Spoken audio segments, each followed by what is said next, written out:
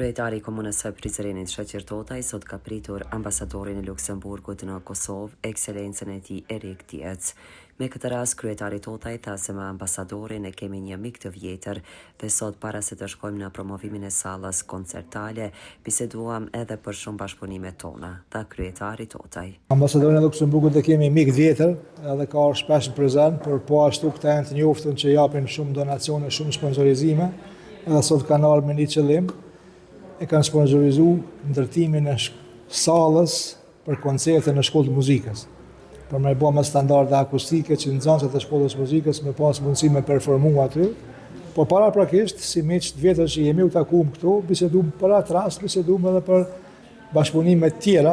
Ju e dini që këta na kanë sponsorizu pak edhe festivalin e rock and rollit, kështu që është një bashkëpunim multidimensional, po edhe një takim miqësor ku biseduan format e mundshme për një bashkëpunim për tarmen, edhe normal që jemi optimist, edhe kemi një vizion të qartë se çfarë drejtimi duhet lëvizim, edhe në çfarë drejtimi do të lëvizim. Kurse ambasadori Diec me këtë rast falenderoi kryetarin Totaj për mikpritjen dhe tha se është kënaqësi gjithmonë të takoj kryetarin e Prizrenit Totaj. And today, as well, the Technical School of Prizren, and today together with the mayor, we are very happy to do the inauguration of the music school where Luxembourg contributed together with UNDP. Kemi punuar shumë me Prizrenin tash e 2 dekada.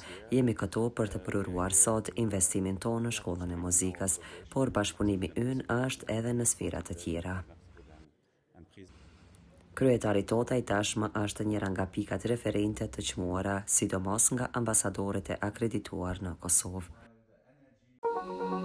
Rizam Holding, fabrika e re e bllokave Izoblok, Krush e vogël.